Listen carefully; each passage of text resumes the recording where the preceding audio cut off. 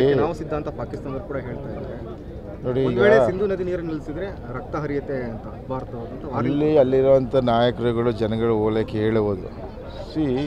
ಭಾರತ ಒಂದು ಬಲಿಷ್ಠವಾದ ರಾಷ್ಟ್ರ. ಅದು ಈ ಒಕ್ಕೂಟದಲ್ಲಿ ಎಲ್ಲ ಒಂದು ರೂಲ್ಸ್ ಆ್ಯಂಡ್ ರೆಗ್ಯುಲೇಷನ್ ಮಾಡಿರ್ತಾರೆ. ಆದರೆ ನಾವೆಲ್ಲ ಭಾರತೀಯರು ಆವತ್ತು ನಡೆದಂಥ ಘಟನೆಯನ್ನು ಎಲ್ಲರೂ ಖಂಡಿಸ್ಬೇಕಾಗುತ್ತೆ. ಇದೊಂದು ಈಗ ನಾವು ಕೂತ್ಕೊಂಡು ಯಾರು ಹೊಣೆ ಅಂತ ನೋಡೋಕ್ಕಿಂತ ಹೆಚ್ಚಾಗಿ ಮುಂದೆ ಈ ಥರ ಆಗದಿರೋ ರೀತಿಯಲ್ಲಿ ಏನು ಕ್ರಮ ತಗೋಬೇಕು ಅನ್ನೋದು ಮಾಡಬೇಕು.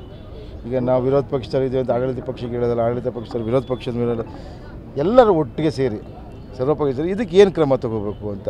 ಈ ಯುಕ್ರೇನ್ ಯುದ್ಧ ನಡೀತು, ಅಲ್ಲಿ ಅಮಾಯಕರು ಪ್ರಾಣ ಬಿಟ್ಟಂಥದ್ದು, ಎಲ್ಲರೂ ಭಯಭೀತರಾಗಿದ್ದಂಥದ್ದು. ನಮ್ಮ ಭಾರತೀಯರು ಎಷ್ಟೊಂದು ಜನ ಪ್ರಾಣ ಕಳ್ಕೊಂಡ್ರು. ಅಲ್ಲಿನ ತರೋದು ಹೆಂಗೆ ಅಂತ ಇಲ್ಲಿರೋ ಮನೆಗಳ ಆತಂಕ ಇರುತ್ತೆ. ಯುದ್ಧವೇ ಒಂದು ಪರಿಹಾರ ಅಂತ ನನಗನ್ಸಲ್ಲ, ಅದು ಕೊನೆ ಅಸ್ತ್ರ.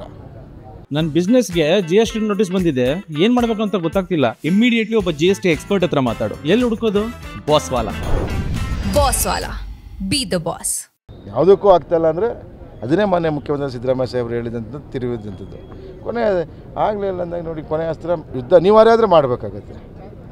ಈಗ ಏನು ನಾವೆಲ್ಲ ಸೇರಿ ನಮ್ಮ ಕೇಂದ್ರ ಸರ್ಕಾರ ಜೊತೆ ಇದ್ದು ಒಳ್ಳೆಯ ರೀತಿಯಲ್ಲಿ ಮುಂದೆ ಈ ರೀತಿ ಆಗದೆ ರೀತಿ, ಯಾಕೆಂದರೆ ಅದೊಂದು ಪ್ರವಾಸಿ ತಾಣ. ಅಷ್ಟು ಜನ ಇದ್ದಾಗ ಒಬ್ಬರು ಸೆಕ್ಯೂರಿಟಿ ಇಲ್ಲ ಅಂದರೆ ಇದು ಇಂಟೆಲಿಜೆನ್ಸ್ ಫೇಲ್ಯೂರ್ ಅಂತಲೇ ಹೇಳಬೇಕಾಗತ್ತೆ.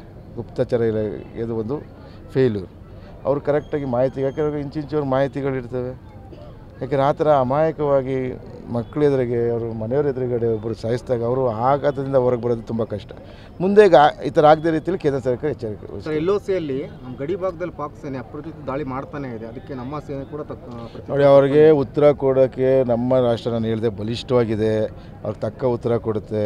ಯಾವುದೇ ಕಾರಣಕ್ಕೂ ನೋಡಿ, ನಮ್ಮ ಇಡೀ ವಿಶ್ವಕ್ಕೆ ಗೊತ್ತಿರೋಂಥದ್ದು ಭಾರತ ಯಾವಾಗ ಸೌಹಾರ್ದತೆಯನ್ನು ಬಯಸುವಂಥ, ಇದು ಸ್ನೇಹ ಬಯಸುವಂಥ ರಾಷ್ಟ್ರ. ನಾವು ಯಾವತ್ತೂ ಕೂಡ ನಾವು ಯಾರ ಮೇಲೂ ಯುದ್ಧ ಮಾಡಿದ್ದೇವೆ ಇತಿಹಾಸದಲ್ಲೇ ಇಲ್ಲ.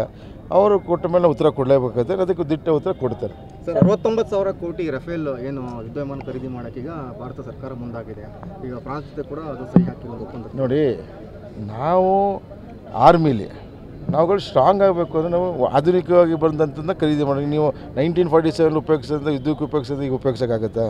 ಟೆಕ್ನಾಲಜಿಗಳು ಬೆಳೆದಿದೆ, ಹೊಸ ಹೊಸ ಇದು ಬರ್ತಾಯಿದೆ, ಮಿಷನರೀಸ್ ಬರ್ತಾಯಿದೆ. ಅದನ್ನು ತಗೊಂಡು ಇದನ್ನ ತಗೊಂಡ ತಕ್ಷಣ ಯುದ್ಧಕ್ಕೆ ರೆಡಿ ಅಂತ ಸಂದೇಶ ಅಲ್ಲ. ನಮ್ಮ ಆರ್ಮಿನ ನಾವು ಸ್ಟ್ರಾಂಗ್ ಮಾಡ್ಕೊಳ್ತಾ ಇದ್ದೀವಿ, ನಮ್ಮ ಇದನ್ನು ಸ್ಟ್ರಾಂಗ್ ಮಾಡ್ತಿದ್ದೀವಿ ಅಂತ ಅರ್ಥ. ಅದು ಸರ್, ಬೆಳಗಾವಿ